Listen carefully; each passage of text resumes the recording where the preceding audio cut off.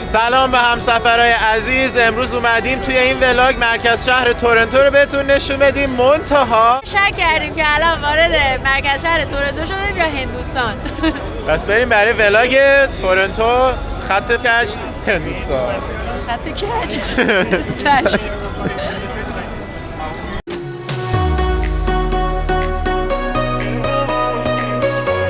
اومدیم کنزینگتون مارکت که یکی از بین المللی ترین و متنوع ترین ترکیبات فرهنگی کل دنیا رو اینجا میتونیم ببینیم. داریم میریم سمت دانشگاه من رایرسون سابق DMU الان و حالا میخوایم شما رو به چالش بکشیم اسم اینجا رو 3 دور تکرار کنیم. این یه قسمتش دیگه کلا ایرانی‌ها. یکی عرق شاهسپر،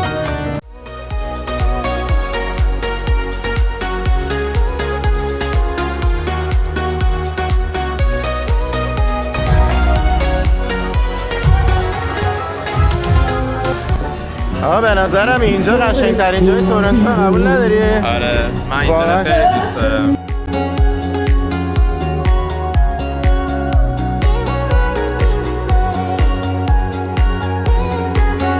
ساختمون مدیکال ساینس دانشکده پزشکی UofT اینجا. برای کانادایی‌ها اینجا یه دنیای موازی ساختن که وقتی که هوای بیرون داغون و مزخرفه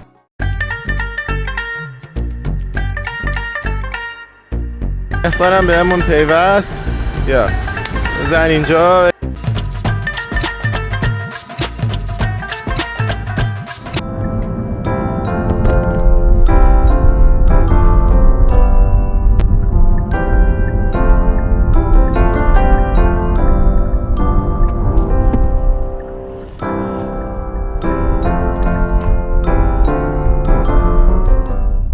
دفتر گوگل تورنتو برای من اولین باره که میام اینجا رو میبینم، ولی حسین است که چند بار اومده قبلا. یه بار بار دومه.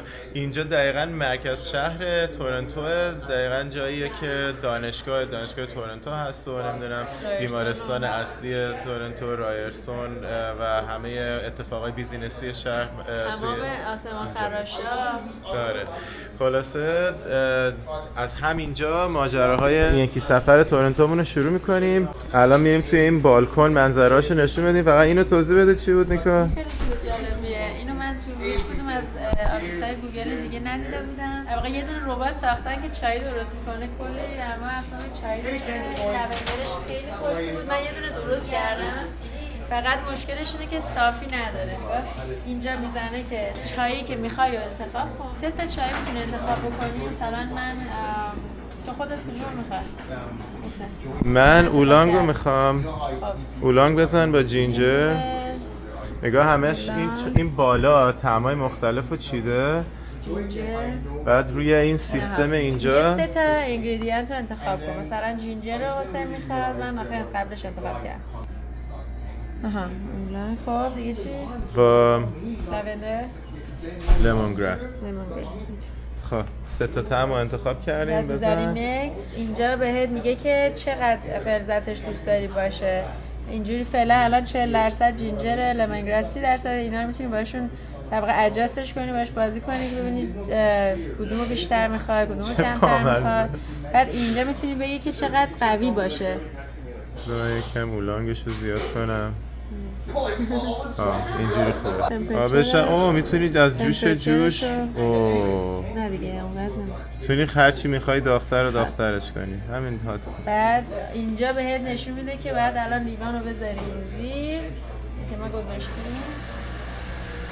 الان قراره از چای ما، ولی میبینی اصلا همه چیشو میتونیم ببینی. لیمون گراس و ایناش همه رو ریخته قاطی آب بدون صافی. آره توفاله هاش هم دیگه قاطی مجبوری بخورین توفاله هاش هم. اینم چای شما با توفاله. مرسی. این ورم باریستاشه که کافی شاپ مجانیه که میتونیم تا ساعت 4 بعد از ظهر بریم ازش قهوه و هر چی میخوایم سفارش بدیم. خب بریم حالا بیرونش رو ببینیم.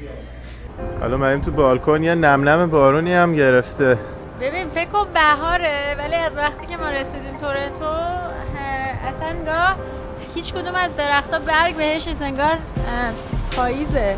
انگار نه انگار تو بهار اومدیم اینجا، انگار تو پاییز اومدیم. بعد نگاه اون 2 نفر رو فقط الان تو این هوای سرد دارم تو استخر، امیدوارم استخرش رو بگم باشه. آره واقعا.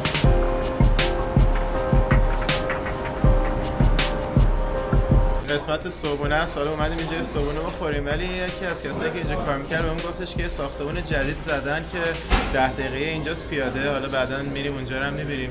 گفت خیلی ویوهای خفن‌تری داره، مناظر خفن‌تری داره که میریم اونجا رو ببینیم. البته اون ساختمون یه ساختمون بغل اینم دفعه قبلی ما اومده بودیم طبقه 26مش بود و خیلی مناظر وسیع‌تری میشد از اونجا دید. الان اینجا طبقه 12 13 خیلی دید وسیعی نداره. بریم مرسوبون.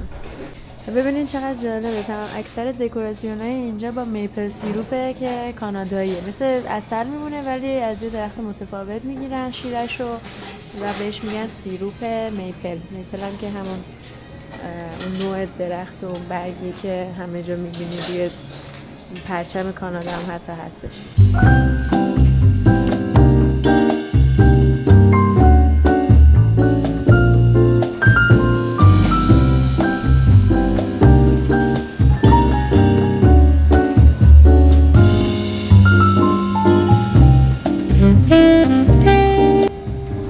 آب میوه های خفنی داره، آووکادو مینت، آووکادو نعنا. من همینو برمیدارم.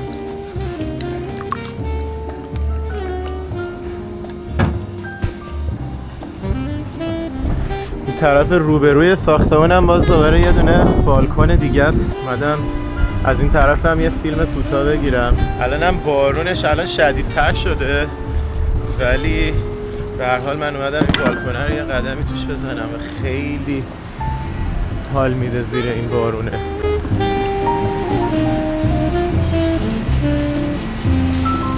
حالا اومدیم طبقه 11 هم، قبلش طبقه 13 بودیم تو همین ساختمون و الان رسیدیم به قسمت گیم روم و مایکرو کیچن. خیلی چیز کانادایی نداره. آها، تپت این کانادا. آب گاز داره، کانادایی داره. کلی خوراکی مختلف داره. منم دراید فود، باربیکیو کورن، گامی، دیگه چیه داره؟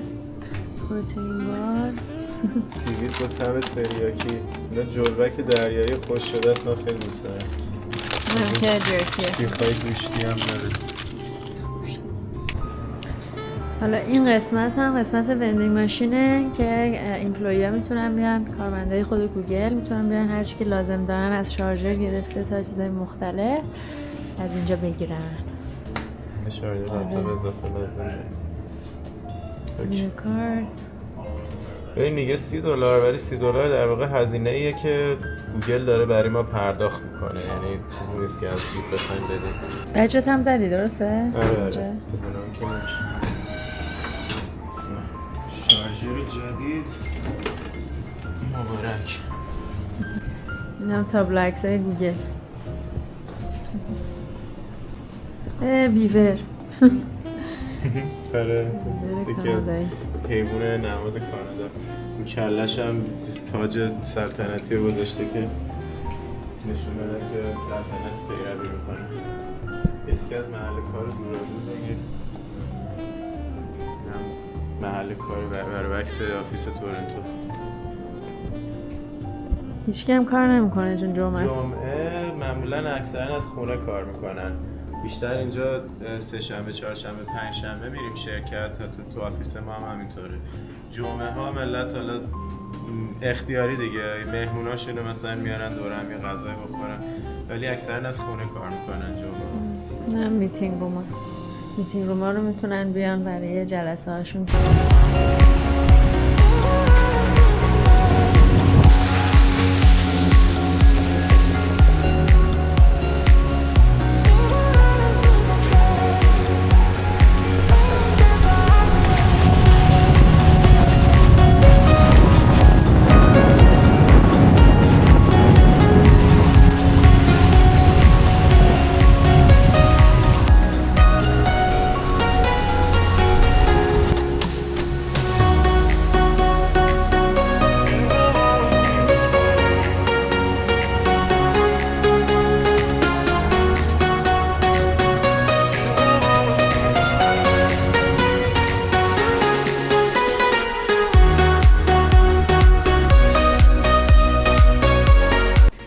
حالا اومدیم یکی ساختمون تازه ساخت گوگل که اینا هم دوباره تو همین تورنتو، داونتاون تورنتو هستش و خیلی نزدیک به اون یکی ساختمونشه و کل ساختمون این دفعه مال گوگله. اونجا فقط 3 طبقش مال گوگل بود، اینجا کل ساختمون واسه گوگله. آره این دیگه شده آفیس اصلی گوگل تورنتو که خیلی حسابی تر ساختنش رو ببینید که همه چیز جدیدتره و مدرن‌تره دیگه.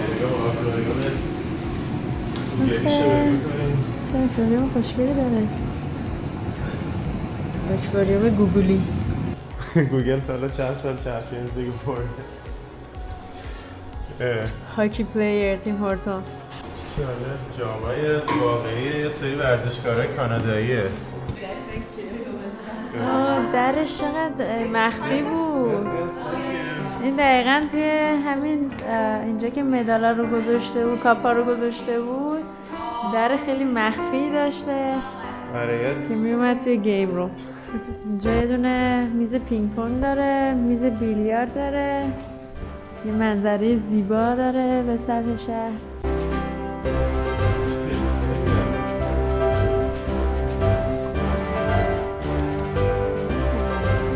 اینم خط تی تی سی، ماشین برقیه، اتوبوس برقیه تی تی سی. اینجا هم جیمشه، طبقه 7، محل ورزششه که اومدم یه فیلم سرعتی هم از اینجا بگیرم و بریم به گشت و گذارمون ادامه بدیم.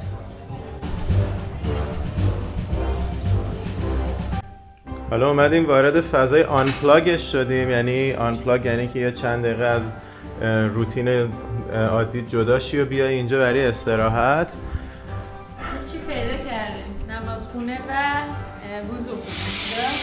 اینجا پاشون رو میشونن مسلمان‌ها شدن اینجا مستقیم. اسمش هم گذاشتن آنپلاگ. میرن دیگه اینجا نمازشون میخونن و حالا چه مدیتیشن، چه نماز، چه هر چیز دیگه استراحت توی بیا اینجا انجام. صندلی ماساژ گذاشتن و یه پتیو داره بیرونش، خیلی خوشگله. حالا اومدیم قسمت غذاخوری برای ناهار توی این ساختمون جدیده.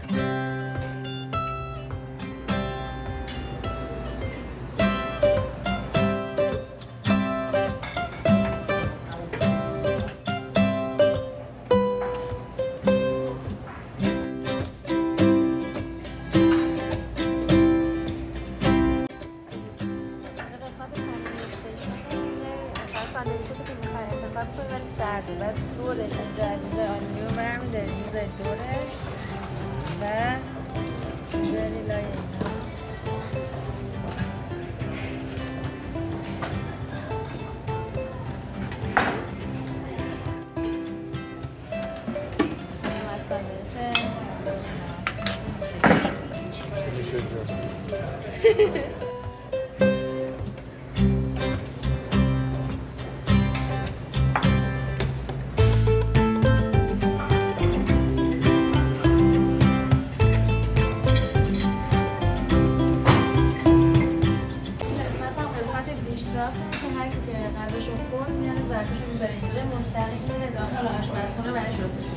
یه توی اندرونی.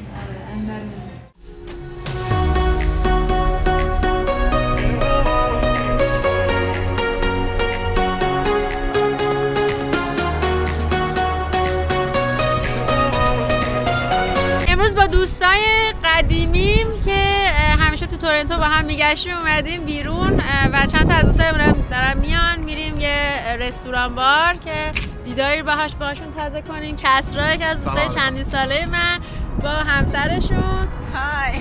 آره و اینجا فرهنگو داریم و غزل. آره غزل جون هم تازه باشون آشنا شدیم. الان داریم میریم آره سوپر ارزان سوپر چیپ. بعدن داریم میریم سوپر ایرانی. اول میریم سوپر ایرانی، بعدش یه خرید داره برای مامانش. چی میخوای بگیری؟ رب انار وسط تورنتو. بریم ببینیم. کیسه فریزر هم آره حسین هم به زودی بهمون ملحق میشه. این تازه این سوپر ارزان یکی از سوپراییه که تازه این الان برنچ دومشه. رو بنا رو یک و یک بخوام. سوپر ارزانی که من قبلا تورنتو که زندگی می‌کردم 7 سال پیش میرفتم خیلی کوچیک‌تر بود. اینجا قسمت شعبه دومشه که خیلی هم بزرگه و کلی حتی مرغ و گوشت و اینجور چیزا میفروشه. نه هنوز ماهیای عیدشون رو مثل که دارن دیدی؟ با اینکه عید الان خیلی وقت تمام شده ولی ماهی قرمز همچنان برای فروش گذاشتن.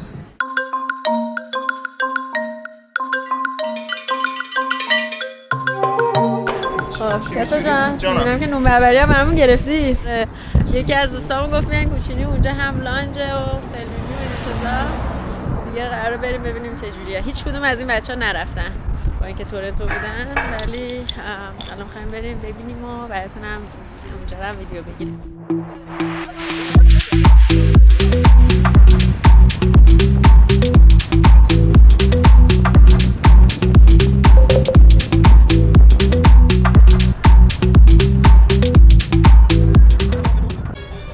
بالاخره همه پا شدیم اومدیم این رستوران کوچینی که دوستان مریم پیشنهاد داده بود که خودش هنوز هم نیومده. آره ولی خوبه، جای قشنگی و توی تورنیله. حالا قراره دیجی هم داشته باشن. یه ورودی هم $15 کانادا. آره معرفی کردم. خب پس سلام من نبودم. یه آره $15 میگیره نفری برای این برنامه‌های دیجی امشبشون. بالاخره دوست جونجونی خودم دوست قدیمی مریم هم اومدش دیگه. الان کل میز کامل شد دیگه. اینجا هم دکتر رو داریم، دکتر فرهنگ. همه چقدر آروم شدیم. اوکی نترسید. کل صداها رفت. الان لایوم. آره ما اومدیم این رستوران کوچینی که مریم در واقع ایشون معرفی کرد. چند تا جای مختلف رو تو ذهن داشتیم ولی دیگه آخر اومدیم اینجا. به خاطر اینکه ایشون گفت من داونتاون نمیام. مرسی که اسپسیفای. خب بریم. سلامتی آقا سلامتی فرهنگ بیاین جلو. سلامتی دوستای خوب تفریح و اینا. دوستای خوب و قدیمی.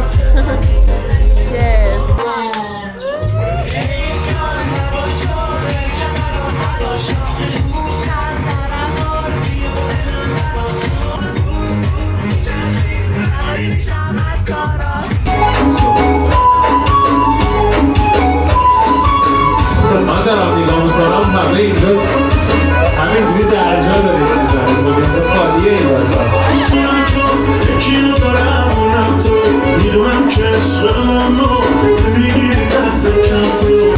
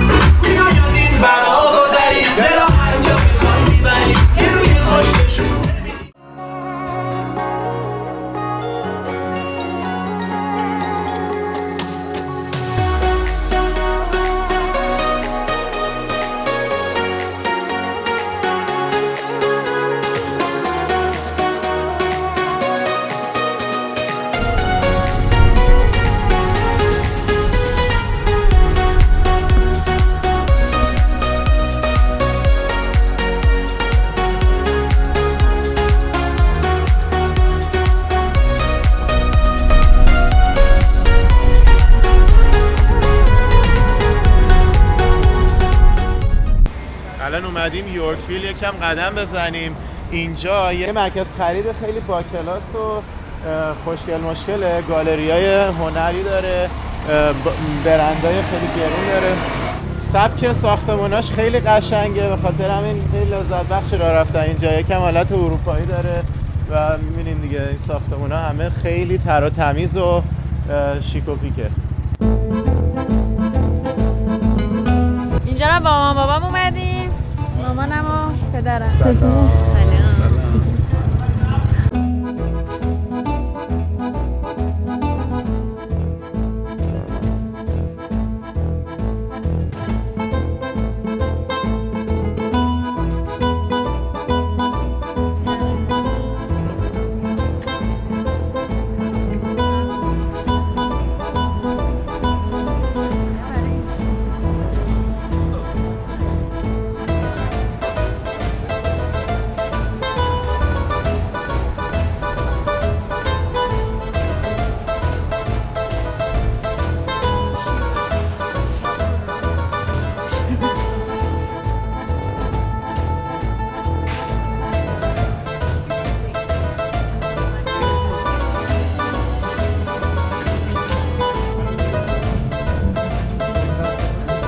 بچه خیلی جالبه ها. من این همه تو زندگیم اومدم تورنتو، اصلا دیگه شمارش از دستم خارج شده.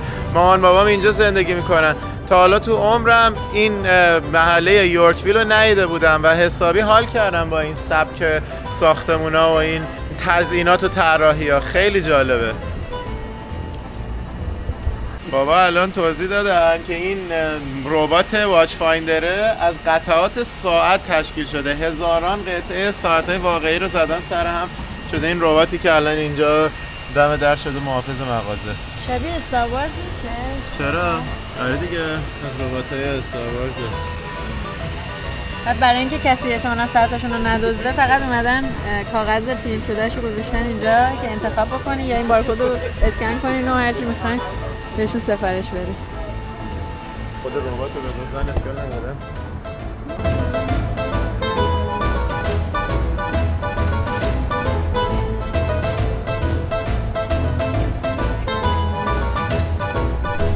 ببینید این مغازه یه سالن آرایشیه که پر از عتیقه است داخلش و تمام عتیقه هایی که مربوط به سالن آرایشگاهی بوده رو گذاشته این پشت ویترین و اونورم یه جوری درست کرده که هر کی بخواد بیاد حال و هواش و اینا بره تو زمان قدیم و اونورا زمان.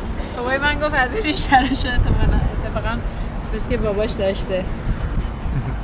خیلی باحاله.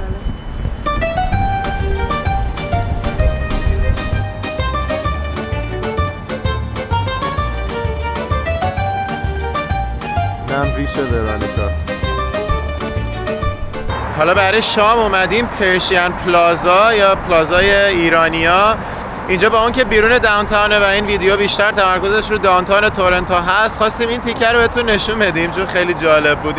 اینجا محله ایرانیاست.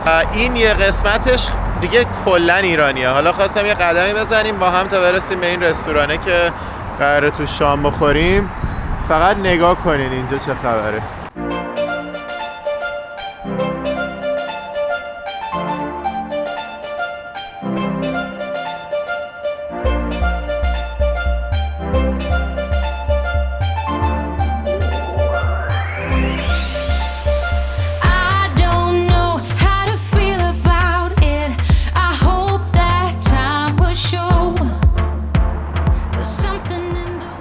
این هم رستوران خاکی که ما اومدیم برای غذا با داداشم. برای داداشم احسان من و نیکا رو اینجا مهمون کنه. چه عکسای قشنگی علی زده به دیوار. اونم خیلی باحاله.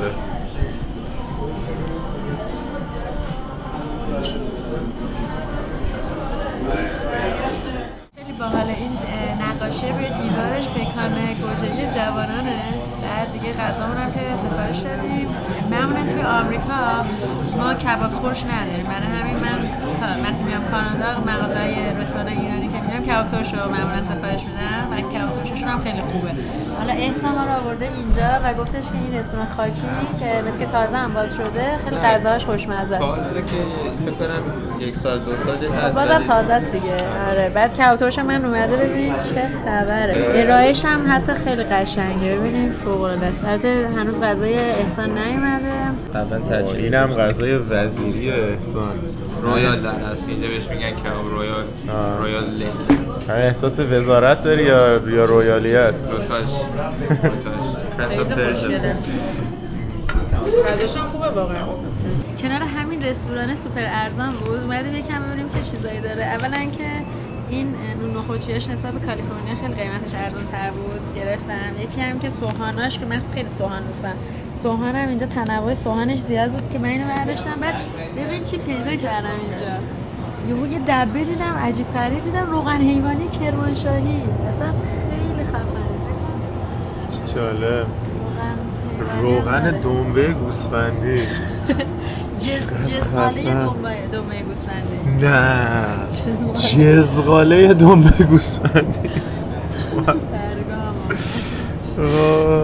خیلی خوبه. بیا اینجا رو حالا بهتون نشون بدم. تازه کلی از این کارهای دستی ایران هم داره. میناکاری داره. نمیدونم تخت نرد و کارهای مسی و این چیزا هم داره. نگاه چه کنسروایی داره. میرزا قاسمی آش شعله قلمکار. بعد نگاه کن اینجا خوراکای احسان رو همه رو می‌بینین که اینجا هستش. داره. احسان اینو برای تو ساخته. و کانادایی هم هستش.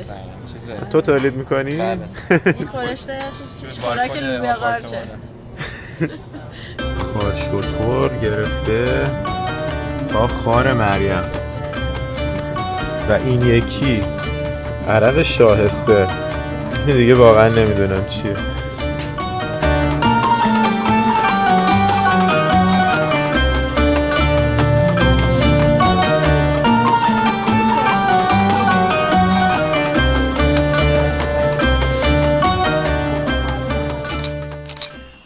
یا قمر بنی هاشم اینجا رو ببین.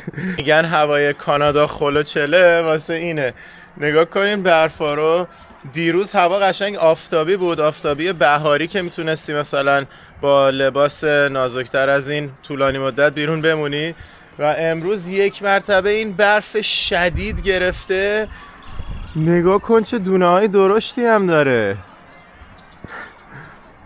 و کلن هوا اینجوریه که تو بهار اصلا نمیدونی کی قراره بهار بشه دیگه. تا میاد یه ذره شکوفه بزنه، یه سرمای مفرط میاد همه شکوفه ها رو میخشکونه و دوباره چند هفته میفته عقب. و الان به خاطر همینه که با اون که وسط بهاریم اینا درخت‌ها هنوز خشکه، شکوفه میزنه دوباره میخشکه. ولی توی تابستون این آخرای بهار و تابستون این منظره قشنگ زیبا میشه ها. اینم از بهار تورنتو.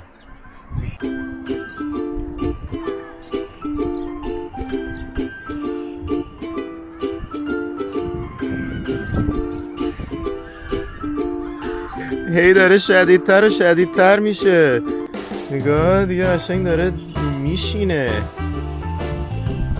انگار یه سری توپ برفی همینجوری یه نفر درست کرده باشه از آسمون ریخته باشه زمین. این دیگه برف عادی نیست، خیلی درشته. وای تازه جالبه الان دما مثلا 4-5 درجه سانتیگراده، یعنی دما زیر صفر هم نیست، اینجوری داره برف میاد.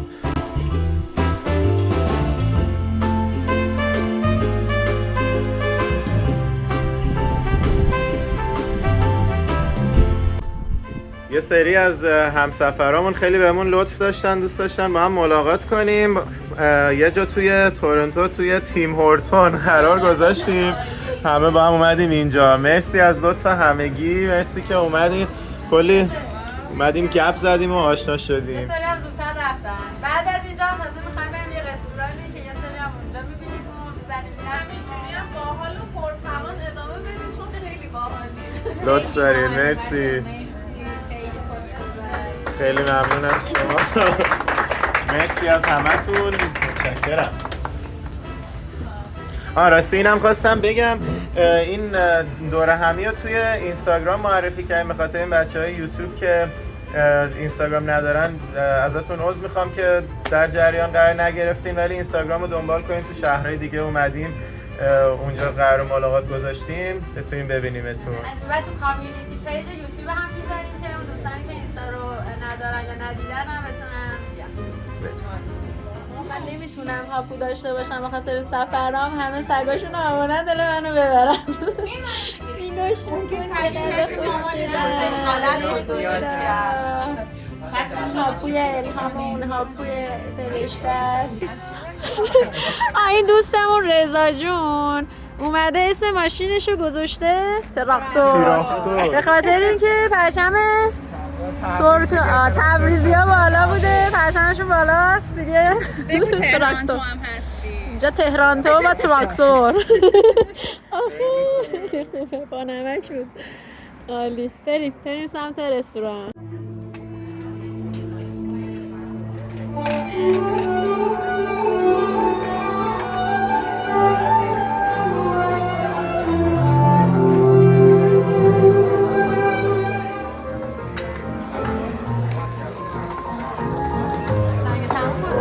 چه درینکی ها. این درینک ویژه است که گفتین و دستتون درد نکنه. خیلی ممنون. میخوای معرفی کنیم؟ دوست خیلی خوب من که تورنتو هستم و دیگه امروز برنامه‌مون این بود که بعد از اینکه دوستان رو دیدیم گفتیم یه سری اگه خواستن بیان تیم هورتون اونا چون ما خیلی لست مینت برنامه ریختیم خیلی گفتن جمعه شب ما جای دعوتی برای همین گفتیم عصرش بریم تیم هورتون شبی بیایم اینجا شف رضا رستوران سفداجون و دیگه حالا دوره هم در واقع قراره شما باش بزنیم زنده و دوره هم کنیم. عالی.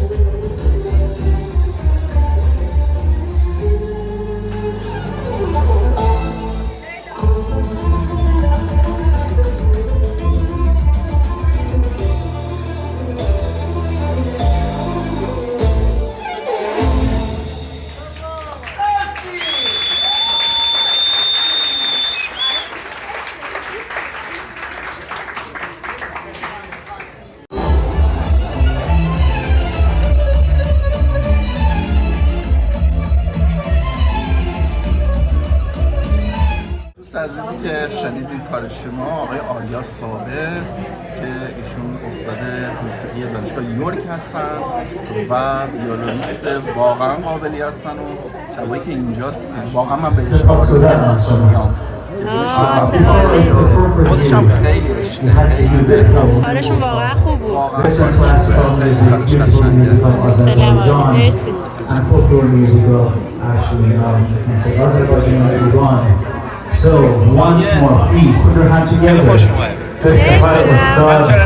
Ali, yes, Siva Zanji.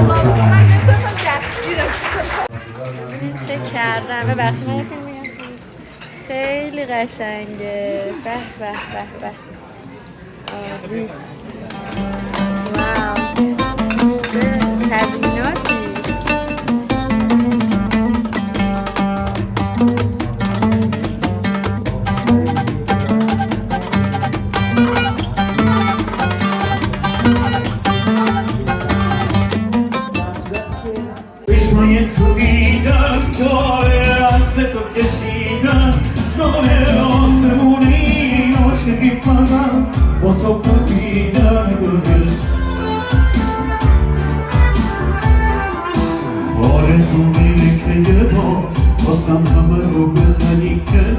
ببینین چه دوغی داریم اینجا واو شبیه پشمکه کف کرده چی میگم بهش بعد بگی ولکینو خیلی خوبه عالیه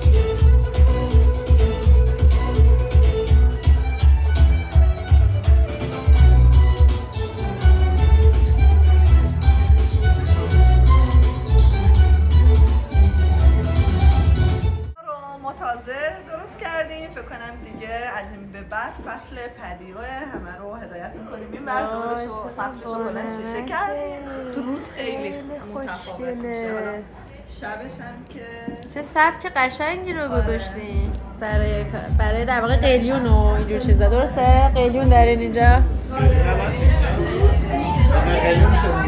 زندگی ضرر داره بعد خیلی هم عالی. دوست داریم که مثلا ما خودمون مهمونی تولد اینجا گرفتیم خیلی قشنگ شد. حالا دوست داریم که پارتی‌های خیلی کوچولو اینجا بگیریم. ولی خب حالا روزش هم خیلی خاص میشه. همیشه آفتاب میخوره بهت. خیلی قشنگه، خیلی زیباست. حالا بعد غذا میایم افتر پارتی اینجا. امروز اومدیم تواضع و من دوباره برگشتم با باقلوای قزوینی. زری جون سلام به همگی. مدیر این قسمت تواضع هست درسته؟ نه من اینجا کار مدیر نیستم. مدیر نیستم. لطف کردم میگن که رو به انار ساوه هم آوردن که از محل خودتون هست. رو به انار باغ‌های خود ساوه باغ‌های خودمون هستش و این ولی گیلانه خیلی ترشه. این ملسه که همه میدونن که خیلی غذاها استفاده میشه از جمله قرمه سبزی، فسنجون، کرفس ما میزنیم و همینجوری خیلی هم میخوریم. ولی این ملسه 100% طبیعیه. روی هیزم هم درست شده. خانمای زحمتکش روستایی درست کردن. چه عالی. اتفاقا بابام دفعه پیش که با اینا همیشه میان اینجا آجیل و چیزای مختلفشون رو میگیرن. بعد گفتن رو به انار ساور رو به پیشنهاد زریجون گرفتن، خیلی دوست داشتن. برای همین منم گفتم حتما با خودم بعد 2 تا ببرم اونجا که داشته باشم. نه لذتشو ببرید. ممنون، دستتون در نکنه. آجیلا همین جوری میره و پر میشه. خب اینجا ببینید چی دارن، تخمه قره قروتی. من امتحان کردم، خیلی خوشمزه بود، خیلی خوشمزه بود. همین برای فکر کنم زمانایی که میشینین پرشین اکسپلوررز کانال ما رو میبینین رو یوتیوب میتونین برین تخمه رو پیش کنین. اینا هم خود تواضع زعفرونای خودشون هم داره که فوق العاده زعفرونای خوبی هستش. ما خودمون زعفرونامون رو از برند تواضع میخریم. این هم که خیلی حالت سنتی و خوشگل داره. اینو تا حالا امتحان نکردم ولی معمولا ما از همین زعفرونا میگیریم. آجیل مورد علاقه‌م اینه به خاطر اینکه هم شوره هم اینکه فوق العاده همه ناتسایی که دوست دارم، از بادوم هندی و پستو و بادوم گرفته فندق و اینا همه رو توش داره. واسه همین اکثرا هم خانواده‌ام که میان اینجا از این برمی‌دارم، هم خودم هر وقت میام برمی‌دارم که به خانواده میگم برام بیارن کافی کنیم.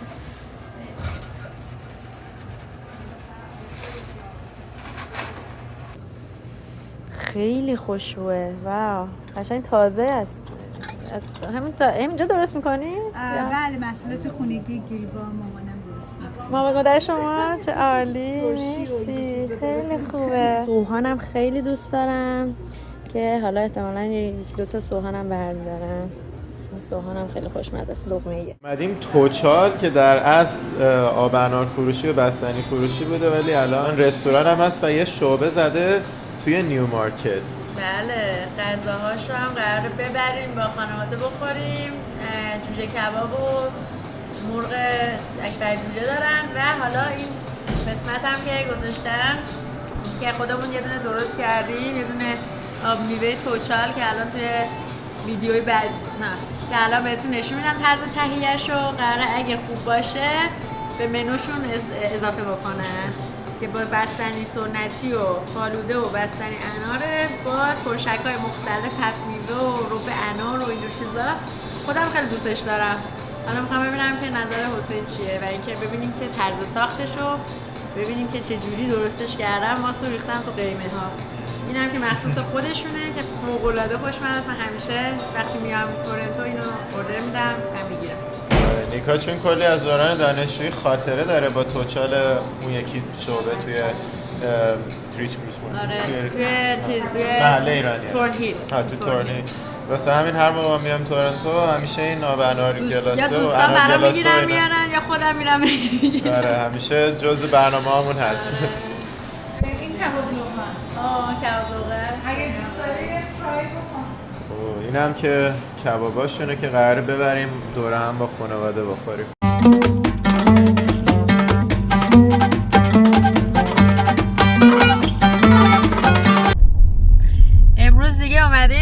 تورنتو گردی دوباره برگشتیم سمت مرکز شهر. روز آخرمونه توی تورنتو. فردا ساعت 6:30 پروازمونه به سمت اورنج کانتی کالیفرنیا. کلی جای دیدنی مرکز شهر تورنتو رو قراره بهتون نشون بدیم توی این ولاگ. متاسفانه یکم بارونیه، امیدوارم بارونش خیلی بد نشه که بتونیم همه این جایی رو که توی لیستمون گذاشتیم رو ببینیم. فکر کنم امشب اصلا نتونیم بخوابیم. آره دیگه کله سحر باید برگردیم بریم خونه. امروز هم یک شنبه است، بعد یه هفته کار دیگه وقت کردیم که بیایم و حسابی مرکز شهر رو شخ بزنیم. شبم آره دیگه احتمالاً یه 2-3 ساعتی میخوابیم و میریم بقیه‌اش تو هواپیما ادامه میدیم. آره چون ساعت 3:30 صبح باید بیدار شیم بریم سمت فرودگاه.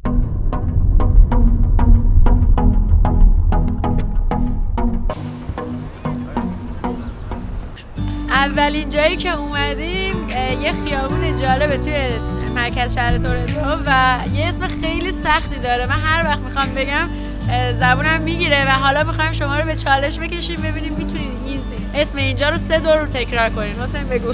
دیستیلری دیستریکت. چی بود؟ دیستیلری دیستریکت. دیستیلری دیستریکت. من نمیتونم واقعا، اصلا تو زبونم نمیاد. 3 دور بعد بگی ولی الان بگو 3 دور. دیستیلری دیستریکت، دیستیلری دیستریکت، دیستیلری دیستریکت. کلا واو. حالا اینجا دیستیلری یعنی مرکز تخمیر و تقطیر مشروبات. 200 سال پیش اینجا تأسیس شده به عنوان مرکز تولید ویسکی و یه زمانی بزرگترین مرکز تولید ویسکی کل دنیا بوده، ولی الان دیگه مدتیه که بسته شده. از سال 1990 دیگه فقط یه مرکز توریستیه و چون بافت قدیمی خودش رو حفظ کرده یه جوری آدم میبره به همون فضای 200 سال پیش و خیلی جالبه. آره الان دیگه بیشتر رستوران و بوتیک و کافی شاپ و اینجور چیزا دور تا دورش هستش که می‌خوایم ببریم بهتون نشونش بدیم. بزن بریم.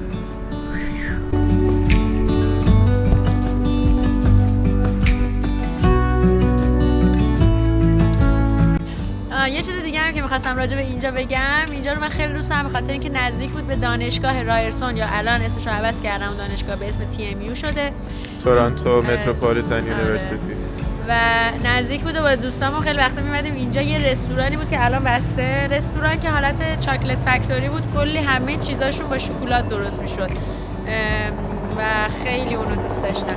حالا می‌خوایم بریم داخل این ساختمون. یه دونه کافه ساختمون قدیمیه که توش کافی شاپ درست کردن و یه دونه اینجور چیزا از قدیم مونده اینجا اینجوری گذاشتنش برای تزیینات قدیمی، تزیینات عتیقه. آره اینجا کافی شاپشه که اسمش آرگوه. بهش میگن فایر پمپ آتیشی که در واقع یه دستگاهیه برای اینکه آبو با فشار بتونه برسونه به یه مقصدی. معمولا برای خاموش کردن آتیشه، ولی اینجا هدف اصلیش بیشتر این بوده که بتونن دستگاه‌های تخمیر و تولیدشون رو بتونن خنک کنن. اینجا یه دونه گالری باز کردن. اونورم گالریه. همش این اونور گالری زدن.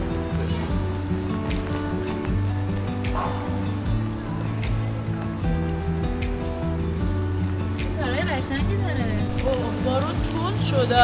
حالا ما گفتیم بریم الان که بارون تند شده بریم یکی از این گالری‌ها رو داخلش رو ببینیم. آره حداقل یکم وایسیم تا بارون کمتر شه.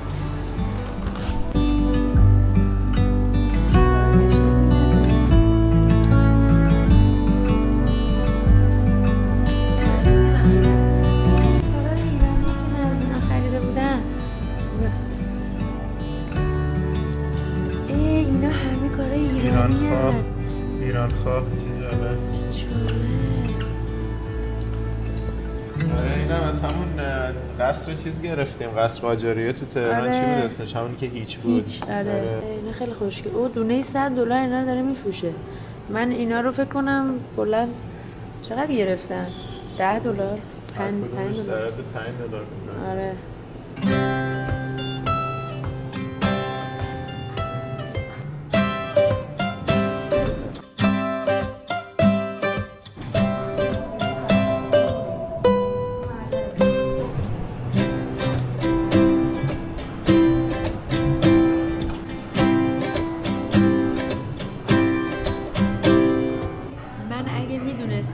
تابلو قرار اینجا فروش بره به قیمت $3600 قبل از اینکه برگردیم کالیفرنیا میرفتم یه دونه نقاشی می‌کردم می‌ذاشتم اینجا. برو قیمتو ببین. عجب. شاید من نمیفهمم، ولی اونایی که میدونید راجع به این هنر لطفا به من بگین که این قسمت چیه. جست جدی چیه؟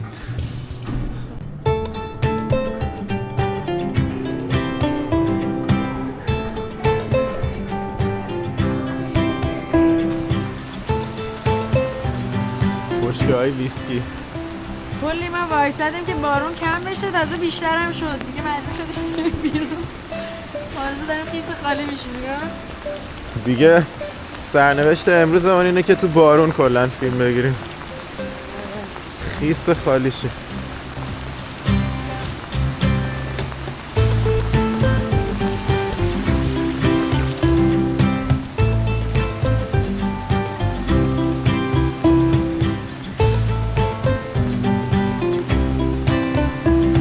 اینجا یه دونه بروبریه، هنوز اینجا دارن آبجو تولید میکنن.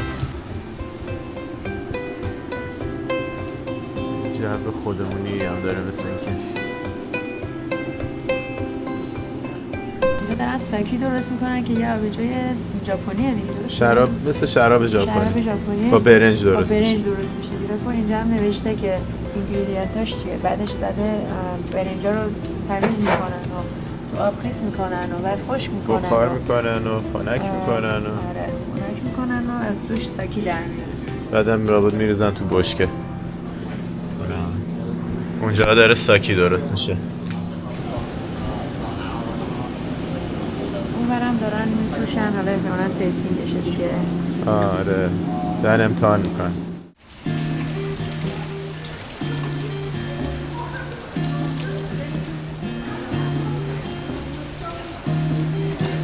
رسیدیم به میدون ساعت.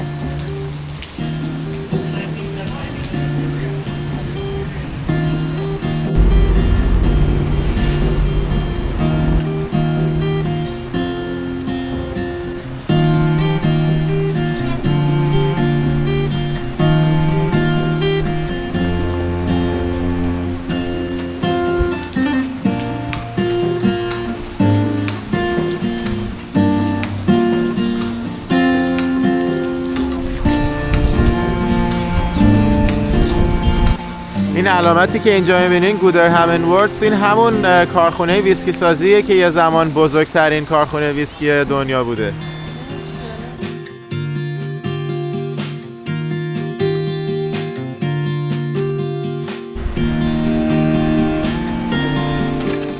ما الان یه 50 دقیقه است قفل شدیم تو ترافیک دانتان تورنتو.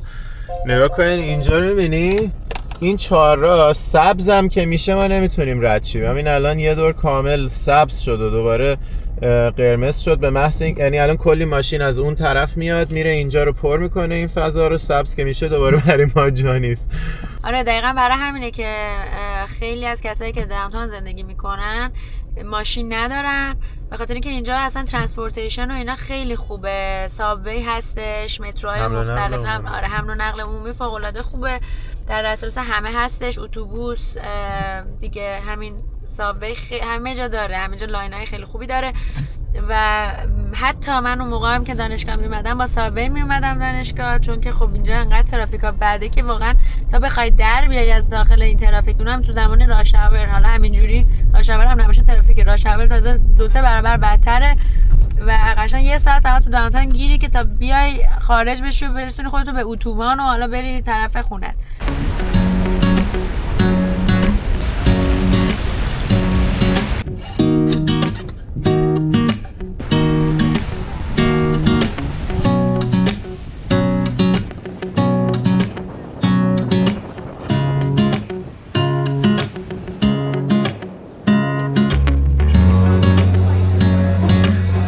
خب بچه ما بالاخره رسیدیم به این مرکز شهر، به این تورنتو ساین. فقط ببینید اینجا چه خبره.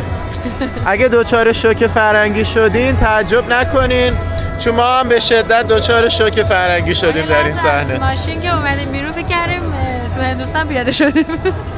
اینا نمیدونم چه مراسمی دارن و این نگاه کن همشون هندیان، هم نه از هندیای عادی ها، از همون قوم سیخشونن. نمیدونم چجوری تلفظ درستشه، ولی اینایی که عمامه میذارن پنجابی هن به خودشون میگن سیخ.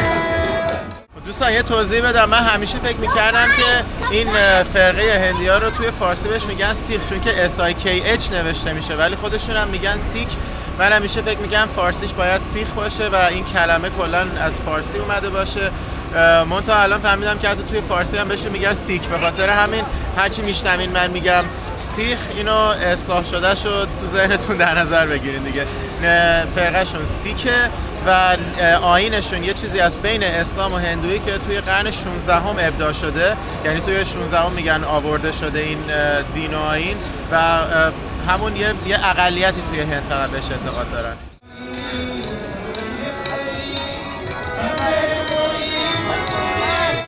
اینا سیخ هریتیج مانت.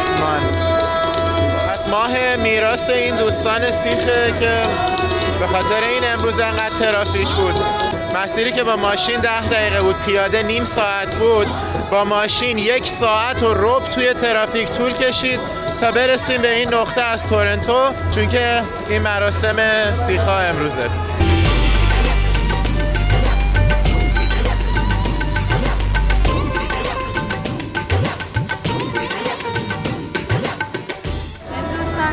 تورنتو.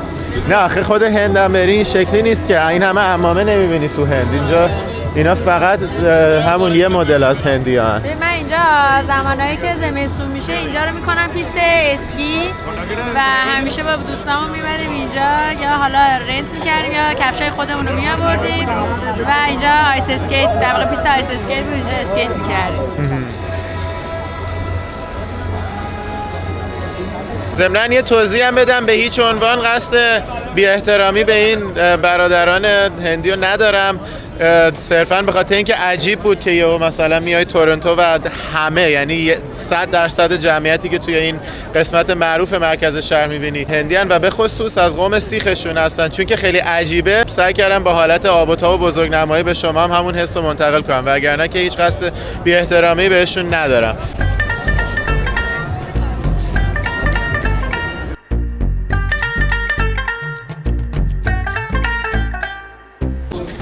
به ما هم از این پارچه های سیخیشون دادن بندازیم دور کلمون. الان ما هم دیگه شدیم جزئی از گروه سیخ‌های این برنامه. خیلی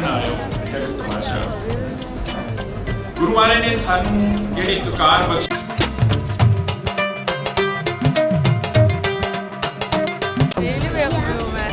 بوی غذا هندی به به. اوه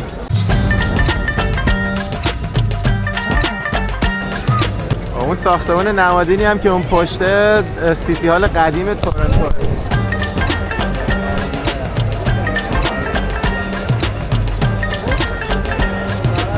صف غذا رو ببین.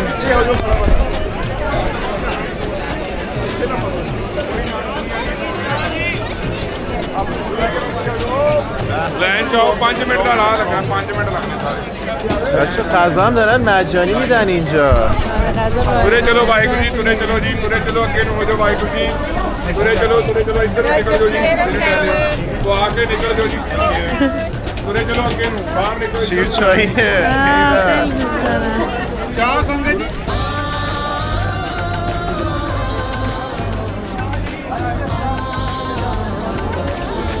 خیلی خوش‌طعمه. کنم پاینپل داره؟ انبه داره فکر کنم. آره. با اون بر غذا هندی مجانی با اون خوشمزگی داشتن میدادن. ما اومدیم از این غرفه کوچولو یه دونه سوسیس گرفتیم چون عجله داشتیم و گشنه بودیم و دیگه تو صف وای نستادیم. حلالم هست. حلالم هست. آره. قیمتش هم $4 کانادایی، یعنی تقریبا $3.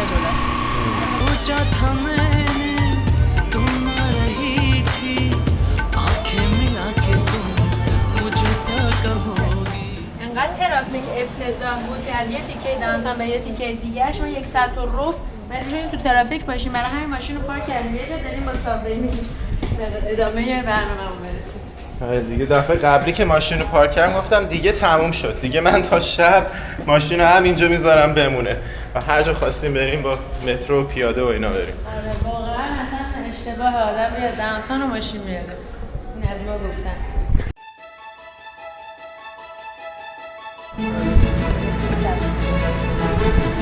اینم از متروهای تورنتو. استیشن بیزنسی سبز میشه، قرمز میشه. حالا اومدیم سمت کوینز پارک. اینجا جاییه که دور تا دورمون همینجوری خیلی از ساختمونا مال دانشگاه تورنتو UofT هستن، ولی چون وسط شهر خیلی از ساختمونا هم مال UofT نیستن. مثلا اون ساختمونی که اونجا هست اون یه ساختمون دادگاهیه، مثلا دادگاه مرکزی اونتاریو فکر کنم، ولی خیلی دیگه از ساختمونا همینجوری مال دانشگاه، اینجوری همه در کنار هم توی این نقطه از داونتاون تورنتو هست. دانشگاه UofT هم بهترین دانشگاه تورنتو هستش که الان میریم بهتون نشون بدیم.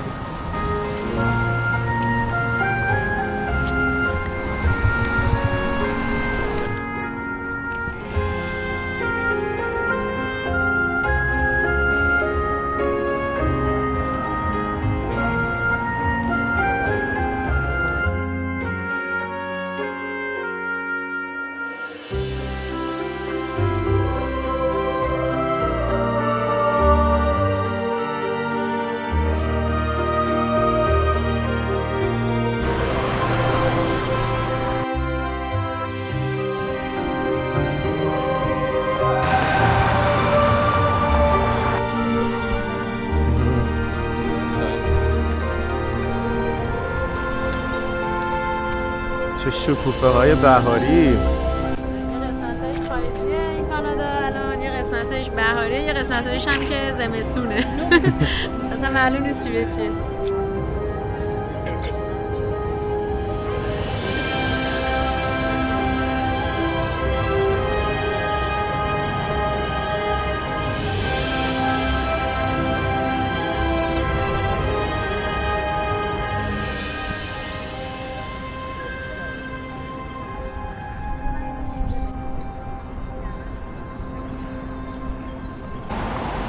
این ساختمون مدیکال ساینس دانشکده پزشکی UofT اینجا. امروز دیگه وقت نداریم بریم کل کمپس رو بگردیم، منتها یه سری از ساختمونای باحالش رو میخوایم بهتون نشون بدیم. من خودم به شخصه این ساختمونای سنگی اینجوری سبک قدیمی، سبک هاگوارتسی، هری پاتری رو خیلی دوست دارم. دانشکده خودم تو لس آنجلس حالت سبک آجرای قرمز بود، خیلی فرق داشت سبکش با دانشگاه UofT. این مدل دانشگاه ها معمولا بیشتر سمت شرق آمریکا هستن و همچنین توی کانادا. واسه همین این سبک دانشگاه تورنتو معماریشو من خیلی دوست دارم.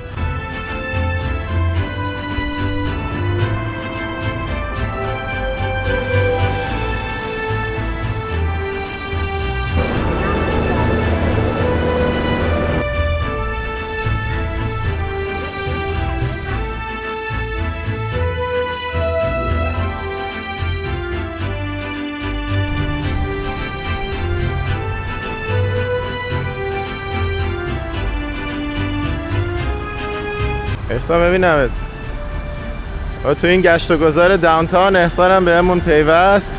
یا بزن اینجا بریم با هم روز آخر تورنتو رو بگردیم.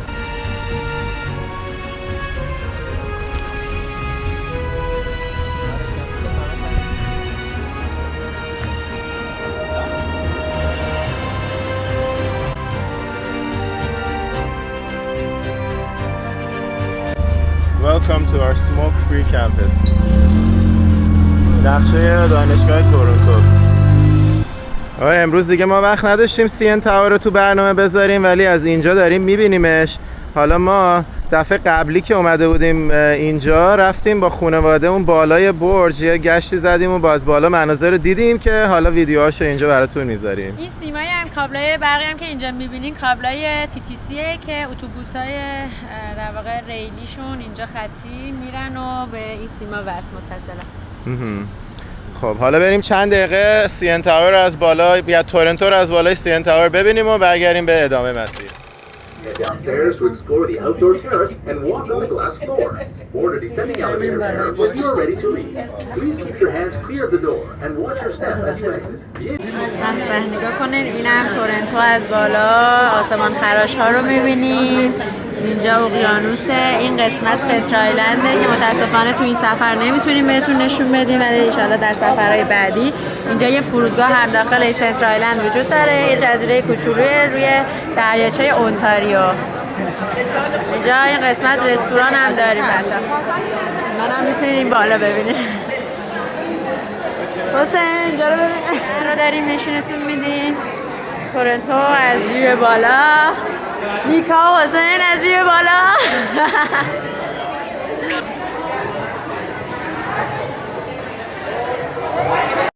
خب این هم سنترایلند که گفتم یه فرودگاه داره، اینجا قسمت فرودگاهشه. این همون سنترایلنده که فرودگاه هم که اینجا میبینید هواپیماها میان و اینجا میشینن. خب اینجا اسکایپ پاده، حالت شیشه‌ای درست کردن که قشنگ میتونیم از اینجا ببینیم. بله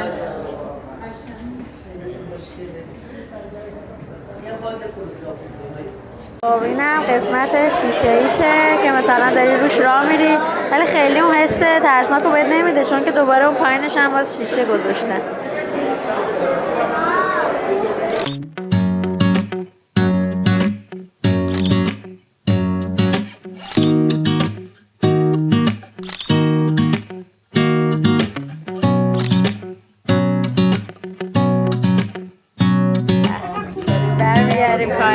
دفعه ویو شهر رو داریم به جای دریاچه. ویوی پایین شهر.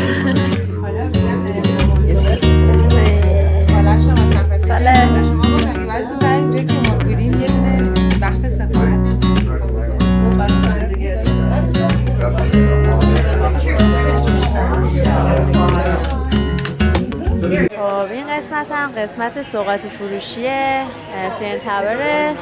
این چیزای جالبی داره. این لیوانا رو ببینید چقدر با نمکه، حسا داره پشتک میندازه. لباس و پازل و میپل سیریک و بله اون برابر. اینجا هم دوستی گفتم ایز باشه، این هم نیستاد از این هم.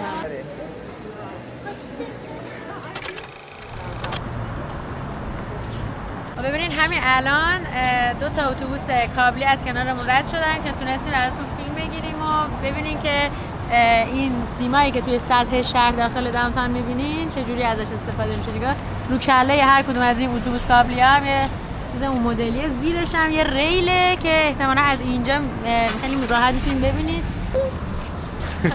من الان وسط این ریلا وایسادم که هر لحظه هم ممکنه از این زیرت کنه.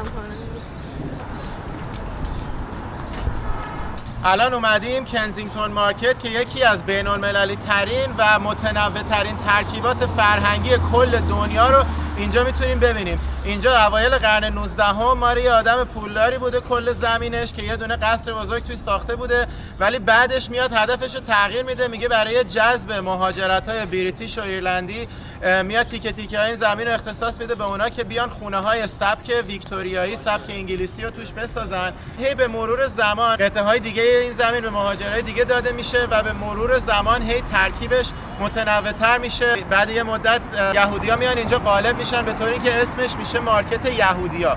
بعدش چینی‌ها میان، هندی‌ها میان. دیگه اینجا انقدر میشه پاتوق مهاجرا و ساخت و ساز مهاجرا که تا اواخر قرن 20 یک موج خیلی بزرگی از پرتغالیایی‌ها، ایتالیایی‌ها، کارابیانا، آمریکای لاتین، آسیای جنوب شرقی همه میان میریزن اینجا ساخت و ساز میکنن و هر کدوم یه سری از نواحی رو به سبک خودشون اداره میکنن و به خاطر همینه که دیگه شده یکی از متنوع ترین ترکیبات فرهنگی دنیا و حالا میخوایم بریم بیشتر توی این منطقه بچرخیم و یه طعمی از تمام این فرهنگ‌های مختلف بچشیم.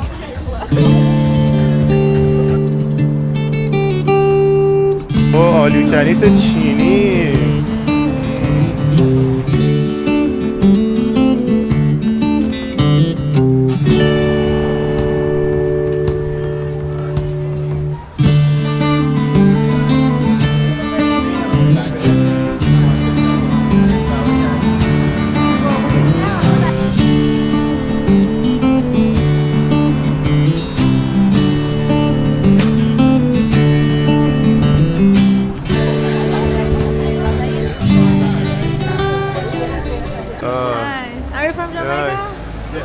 این قسمت جامائیکایی. Ethiopia.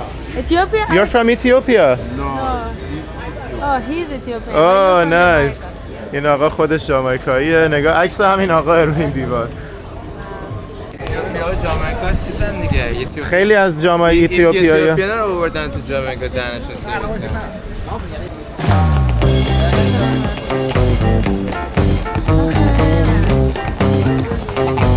این مغازه جامائیکایی.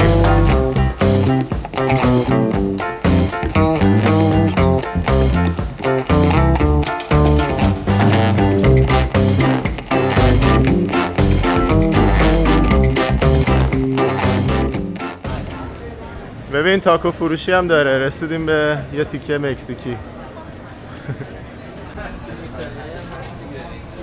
من این مدل مغازه ها خیابونا رو خیلی دوست دارم. خیلی زنده است و اصلا به هم انرژی میده رفتن توش.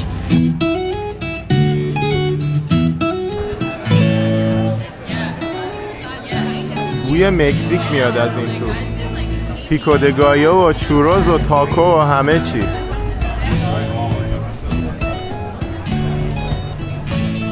هلو. نگاه پرچم‌ها رو پرتغال، برزیل، مکزیک، کانادا همه در کنار هم در اهتزاز. اینجا پشت من هم یه مغازه لاتین امریکا. حتی به نقشش هم گذاشته زده سوپرمارکت پروداکتوس د لاتینا امریکا. لاتینو امریکا. نقشه کل آمریکای لاتین رو اینجا گذاشته. گواتمالا، هندوراس، کوبا، دومینیکن ریپابلیک، پورتوریکو، کلمبیا، ونزوئلا، برزیل، اوروگوئه، آرژانتین، شیلی، پاراگوئه، بولیوی، پرو، اکوادور، پاناما، کوستاریکا، نیکاراگوئه، السالوادور. برو میشم بریم ببینید مغازه امریکن لاتین چیا داره.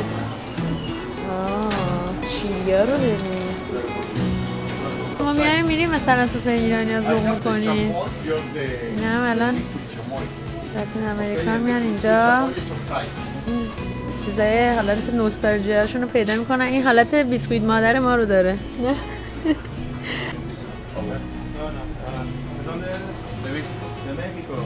میگه مکزیکی هم از مکزیک. حسین رفت که برای تمرین اسپانیایی با آقای مغازه دار پرسید کجایی هستی اسپانیش و گفت من مکزیکی هم که حسین هم گفت ما ایرانی هستیم. آخ این خیلی خوشمزه است. 23 años. 23 años. Bueno, ¿tú? No vivo aquí, vivo en Estados Unidos. ¿En qué parte de Estados Unidos? اینو ببین بچه های مکزیکه از این خوردنی های بچه های مکزیک. Hubieras pedido, te juro que yo habría corrido hasta el fin del mundo. Fuera ido آه به نظرم اینجا قشنگ‌ترین جای تورنتو قبول نداری؟ آره من این جا خیلی دوست دارم. اگرم کسی بیاد به جای که بریم نیاگارا میارمش اینجا. واقعا خیلی فاز خوبی داره. من تا حالا تو عمرم نیومده بودم اینجا. فکر کن تا حالا حداقل 20 بار من اومدم تورنتو ولی اینجا نیومده بودم. ماریاچی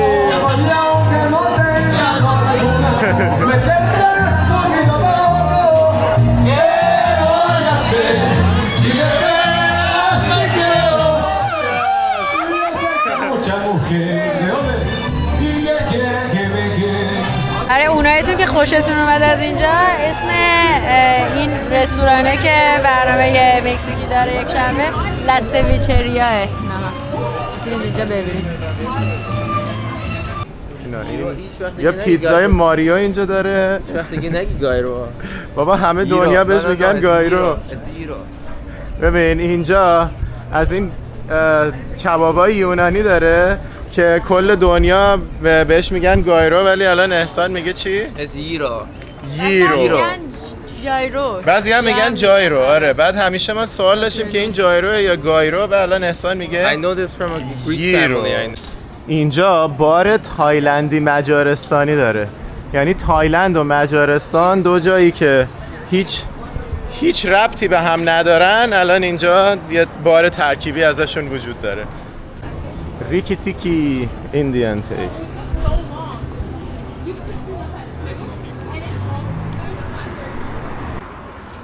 رستوران هندی به اسم بازیگر. اینجا هم سوشی مکزیکی داره، غذای مکزیکی ژاپنی.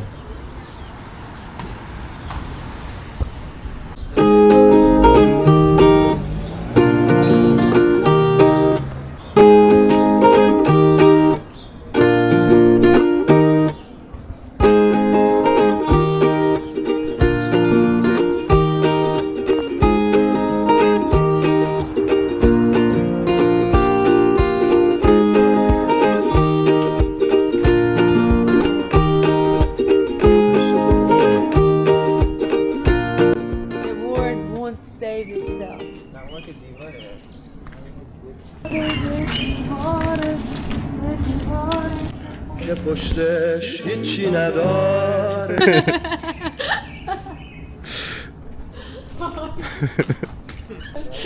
میخور به قضیه.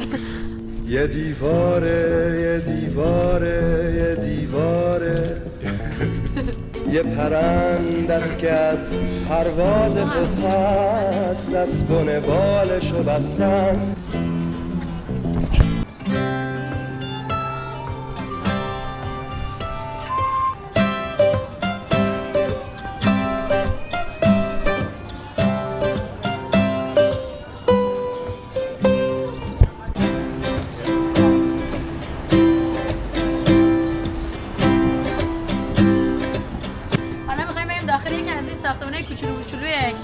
کینگزینگتون مارکت و ببینیم که توش چه شکلیه. کلا توی این ساختمونه کوچولوی نقلی چه شکلیه. این الان مغازه است. مغازه لباس فروشی.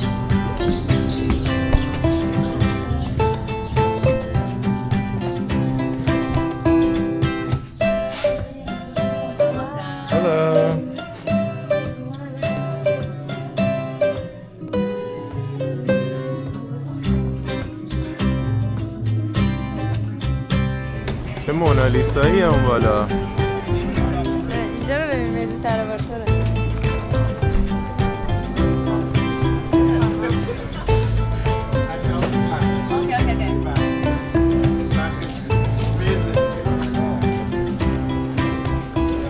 این قسمت هم قسمت مغازه هیپیاست. ببین چه لباسای باحال و قشنگی داره. حتی برای کوچلا هم یه سری این مدلی میاد، یا مثلا موزیک فستیوالای باحال.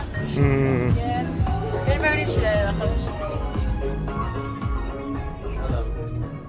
خیلی باحاله. خوشرنگه. نگاه کن پاچه‌شو ببین چه بانمکه. لباساش همه مدل هیپی درویشای آمریکا و کانادا. جالبش اینه که از یه مغازه میتونی وارد مغازه بعدی بشی، بیا بدون اینکه بری بیرون. الان من همین مغازه چی پیدا کردم؟ ورودی به یه مغازه دیگه. یه مغازه کاملا بی ربط. آره.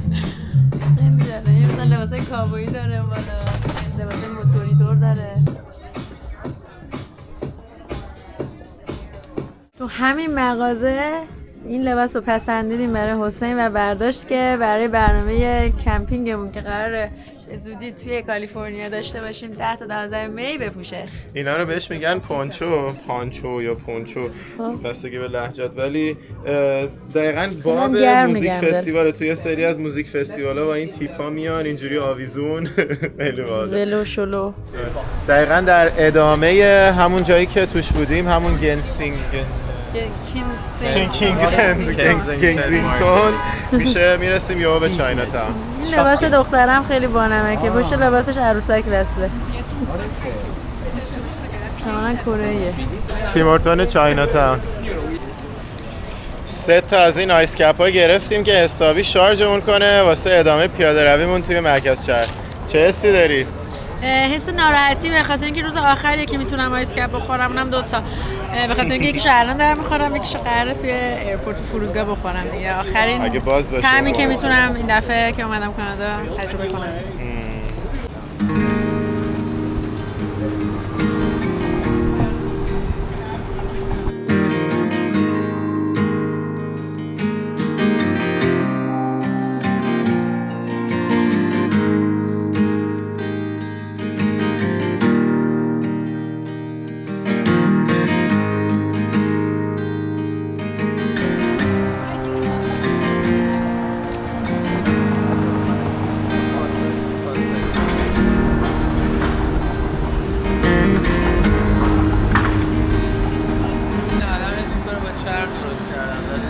آره واو خیلی چرمیه.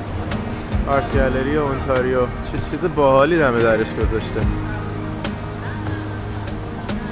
آدم اسم میکنه چرمیه ولی در واقع کاملا فلزیه.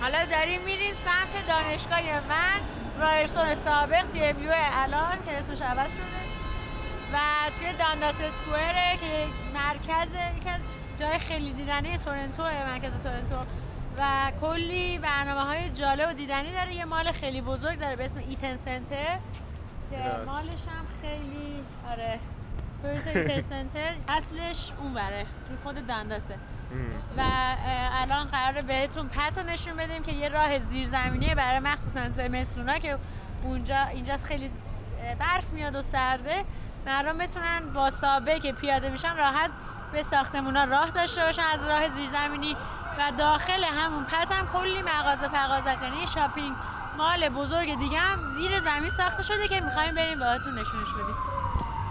به عبارت دیگه برای کانادایی‌ها اینجا یه دنیای موازی ساختن که وقتی که هوای بیرون داغون و مزخرفه یه جایی بشه زندگی کرد و زندگی شهری رو توی این شهر همچنان تجربه کرد.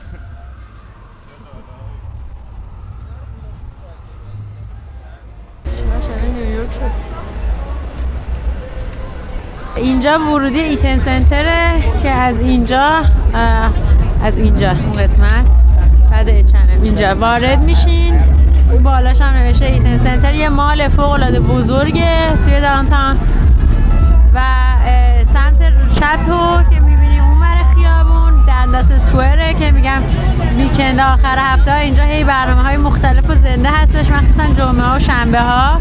ما امروز از یک شنبه اومدیم، خیلی برنامه نیست و دانشگاه منم دقیقاً از همینجا شروع میشه. این ساختمونی که اینجا میبینید کتابخونه‌مون بود که خیلی خوشگل و شیک و هر طبقه‌ش هم به یه سبک بود و بقیه ساختمونمون ساختمونای دانشگاه پشت این ساختمونیه که پلازا بزرگ است که جلومونه. میشه دقیقاً یکم بریم جلو سمت چپ میشه دقیقاً ساختمونای دیگه دانشگاه.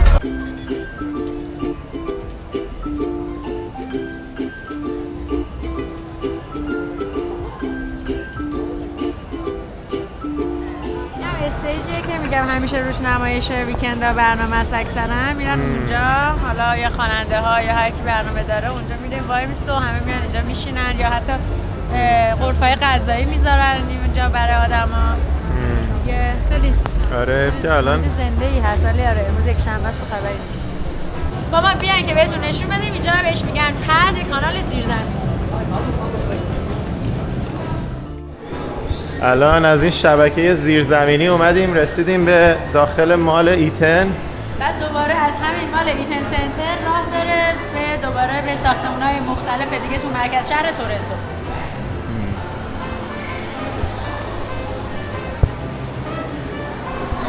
حالا اومدیم وارد ایتن سنتر شدیم. اینجا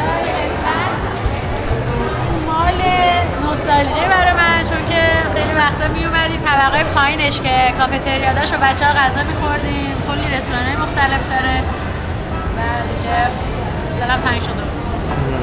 نه اینجا کافی شاپ اربن ایتری بهش میگه.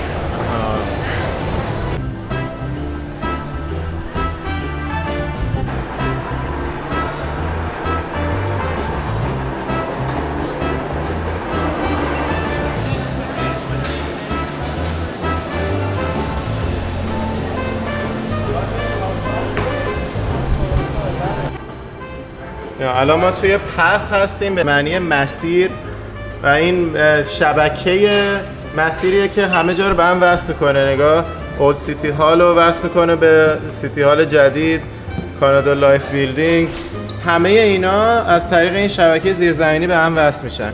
آره خیلی از کسایی که اینجا کار میکنن ساختمان‌های داونتاون تورنتو کار میکنن از سابه مستقیم میرن وارد این پس میشن و دیگه اصلا نمیان بیرون، از همونجا میرن سمت ساختمان‌های اداریشون. یا حتی دانشگاه ها دیگه، مثلا من دانشگاه میخواستم برم از همون پس میرفتم. اینم نوشته مثلا اونوری بری 4 دقیقه پیاده میرسی فلانجا، نمیدونم 12 دقیقه پیاده میرسی بیسارجا، همه رو نوشته.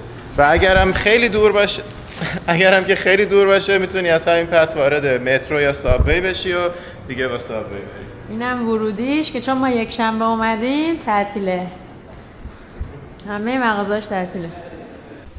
اینم از ورودی پت که داریم میریم، ولی چون ما یک شنبه اومدیم الان خیلی خلوته، مغازه هم احتمالاً بستن. آقا ببینین چه سرمون کلا رفته. نگاه تازه رسیدیم به قسمت‌های خوشگل این مسیر زیرزمینی. نگاه چه دیوارای مرمر خوشگلی داره. آره کلی اینجاها تو پسش که میری کلی رستوران و اینجور چیزاست، کافی شاپ و مغازه و با تزیینات خیلی قشنگ. ولی خب دقیقاً الان یک شنبه که ما اومدیم بستنش، اصلا یه دونه نیمکت گذاشتن جلوی در که ما نتونیم مسیرمون رو ادامه بدیم. آره خیلی خوشگله این مسیر. حالا بعداً اصلا اگه بتونم از ویدیوهای قدیمم پیدا میکنم براتون میذارم تو همین ویدیو.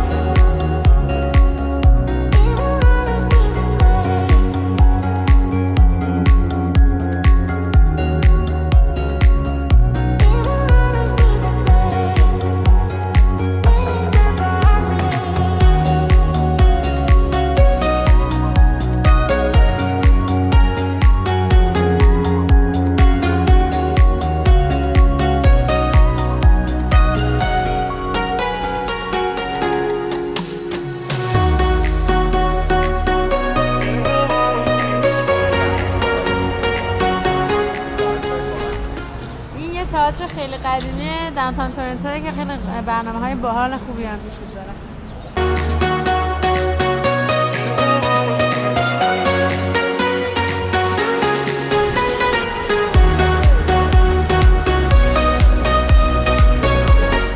خب خیلیاتون میدونید که ما هر کشوری که میریم، من خیلی راجع به تاریخ اون کشور و اینکه چجوری به اونجایی که الان هست رسیده مطالعه میکنم و میام بازگو میکنم. حالا برای اینکه قسمت کاناداش هم ناقص نباشه یه خلاصه خیلی مختصر میگم، هرچند که برای خودم به اندازه بقیه کشورها جذابیت نداره ولی دوست داشتم که بازگو کنم. من خودم اینجا راهنماییمو توی کانادا گذروندم و دائم راجع به تأسیس کانادا و تاریخش همش میکردن تو مغز ما و حالا یه مقدارش اینجا بگم. اول که خب میدونین که قاره آمریکا رو بیشتر اسپانیایی‌ها اومدن گرفتن، ولی این قسمت شمالی و اسپانیایی‌ها مثل اینکه کلا بیخیال شده بودن. اسپانیایی‌ها بیشتر سمت جنوب دنبال طلا و اینجور چیزا بودن، ولی انگلیسی‌ها و فرانسوی‌ها میان اینجا رو میگیرن به خاطر اینکه اینجا کالایی که بیشتر بوده پوست و خزه حیوانات بوده که برای اونها خیلی جذاب بوده و بیشتر از همه فرانسوی و انگلیسی‌ها رو میاره اینجا. مخصوصا اول فرانسه میاد اینجا رو میگیره و قسمت شرقی که اونتاریو و کبک و اینا بوده دست فرانسه بوده، ولی دیگه بعد مرور زمان انگلیس غالب میشه، هرچند که فرانسه قدرت خودش رو تا حد خیلی زیادی اینجا حفظ میکنه ولی انگلیس غالب میشه و اینجا تبدیل میشه به یکی از مستعمره‌های انگلیس. سال 1860 اینا به عنوان یه استان خودمختار، یه بخش خودمختاری از انگلیس اینجا تأسیس میشه، ولی حدوداً 100 سال 100 خورده سال بعد از اون تبدیل میشه به کشور مستقل کانادا. حالا توی تأسیس کشور کانادا جان ای مکدونالد که بهش میگن پدر فدراسیون نقش خیلی برجسته‌ای داشته که من وارد جزئیاتش نمیشم. فقط در این حد بهتون بگم که توی این داستان‌های تاریخی که تو راهنمایی تو کله ما می‌کردن 90% راجع به حرفا و کارهای این آقای جان ای مکدونالد بود. ببینید دیگه مثلا تو ایران وقتی تاریخ می‌خوندیم 3000 سال تاریخ بود که از اول تا آخر بتونن بهمون بگن انقدر وارد ریز عملا و صحبت‌های تک تک آدما نمیتونستن بشن. اینجا چون کلا 200 سال تاریخو می‌خواستن توی این همه سال به ما یاد بدن، تک تک کارا، رفتارا، اخلاقیات و صحبت‌های این آقای جان ای مکدونالد رو برای ما بازگو می‌کردن. این نکته دیگه هم که اولش رفتم، خب اینجا طبعا اولش بومیا بودن قبل از اینکه فرانسوی‌ها و انگلیسی‌ها بیان و متاسفانه اینجا خیلی انگلیسی‌ها جنایت کردن علیه بومیا. حالا اسپانیایی هم به نوبه خودشون جنایت کردن توی قسمت‌های جنوبی آمریکای جنوبی و آمریکای لاتین. منتها اسپانیایی‌ها بیشتر رفتن باهاشون تلفیق شدن، اونایی که مخالفشون بودن رو می‌کشتن انگلیسی ها اینجا خیلی بیشتر قتل عام کردن اون زمان. حالا درسته که بعدنا انگلیس اومد و خیلی مثلا جلوه این که مثلا ما هر جا میریم میخوایم مسالمت آمیز اونجا رو بسازیم و بهشون رونق بدیم و اینجور چیزا، با اون جلوه مثلا به استعمار خودش ادامه داد از یه زمان به بعد. ولی اون اوایل استعمارش واقعا خیلی کارهای ضد بشری کردن که الان هم ازش خجالت میکشن خود انگلیسی‌ها و یکی از نمونه‌هاش همین کانادا بود و رفتارشون با بومیای این منطقه. خوشبختانه تونستیم یه قسمت دیگه ای از این پت برسیم که البته اینجا هم خیلی همه چیش بسته است، ولی تونستیم یه قسمت دیگه شو هم ببینیم که اینجا به همین سابوی ها راه داره. لیتل پتیت. حالا اومدیم دیگه بالاخره قرار غذا بخوریم توی فاکس اند فیدل. حالا پوتینایی که حسین بهم قول داده گفته یه جایی میشناسم خوشمزه‌ترین پوتین زندگی خوردم اینجا و توشم داخل پوتینا اینجا معمولا میتونن با مرغ و گوشت و چیزای مختلف پر کنن و حسین اینجا میگفتش باربیکیو چیکنش میگه خیلی خوبه روی پوتین. برای اوناییتونم که نمیدونین پوتین همون غذای کاناداییه که با سیب زمینی سرخ کرده، گریوی یعنی آب گوشت غلیظ عصاره و پنیر. حالا این فاکس اند فیدل هم که اومدیم یه اسپورت بار زنجیره‌ایه. حالا اون بهترین پوتین زندگیمو که من خورده بودم توی این شعبه نبود، یه شعبه دیگه‌اش بود که بغل دریاچه بود، نزدیکتر به دریاچه بود که روز قبل عروسیمون فینال چمپیونز لیگ بود که با یه سری از بچه‌هایی که از کالیفرنیا برای عروسیمون اومده بودن تورنتو، من پاشدم رفتم فینچن فیدل نه فاکسن فیدل اون بغل دریاچه، اونجا بهترین پوتین زندگیمو خوردم. حالا ببینیم این یکی چجوریه. پوتینای باربیکیو چیکنمون رسید. من امیدوارم که همونقدر که قبلا خوردم خوشمزه باشه، ولی خیلی هیجان انگیز و خیلی هم خوشگله. نه؟ آخر شب باز دوباره اومدیم از جلوی این علامت تورنتو رد شدیم که بریم سمت پارکینگ، ولی این دفعه دیگه برنامه سیکا تموم شده و پرچما جلو چشمون نیست، یکم واضح‌تر میتونیم این علامت تورنتو رو ببینیم. اونورم دارن با فشار آب. حالا این قسمتی هم که ما وایسادیم همونجاست که میگم یه رینکه که زمستونا اینجا پیست آیس اسکیتینگ میشه و دیگه تیکتاش هم از اونجا میتونن بگیرن یا اینکه میتونن حتی اسکیت اجاره بکنن کسی که اسکیت ندارن. و دیگه حالا ما اومدیم اینجا که عکسامون رو بالاخره با ساین تورنتو بگیریم. شب آخرمون در تورنتو با احسان عزیزمون. آره دیگه چند ساعت دیگه داریم راه میافتیم به سمت فرودگاه. هفته دیگه میاد. آره هفته دیگه میاد پیشمون برای کمپینگ 10 تا 12 می.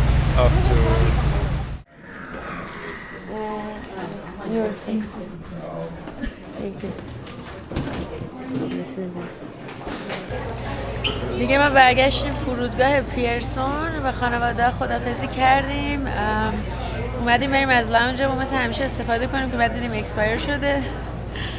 لامصب سفرهای آسیامون اگه دیده باشین ما اونجا فکر کنم بیشتر از 20 بار رفتیم از این لانج‌های فرودگاه استفاده کردیم با عضویتی که داشتیم. الان تو تورنتو اومدیم بریم، تاریخش 2 هفته پیش گذشته و ما اصلا نمیدونستیم چیکار کنیم. باید جدیدش رو تقاضا بدیم، امیدوارم قبل سفر بعدی برسیم. یه کله سحر هم هست، هنوز درست از خواب بیدار نشدیم، تازه برسیم باید مستقیم شروع به کار کنیم. خلاصه می‌بینیمتون. بله.